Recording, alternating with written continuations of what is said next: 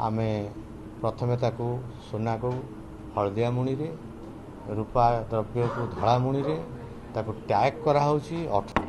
रत्न भंडार जो गणति मणति प्रक्रिया रे आमे सप्तम दिन रे अवतीर्ण होचु। चलंती भंडार तो सरीची गोटे दिन रे, बाहर भंडार मध्य सरी जाइछि। भीतर भंडार आज द्वितीय दिन गणति मणति हवाकू जाउछि। सरकार एसओपी प्रक्रिया को अनुसरण करा जाय आवश्यक जहाँ आमर जंत्रपातिर आवश्यक रोची ताकू मध्य उपयुक्त व्यवहार करा जाउछि।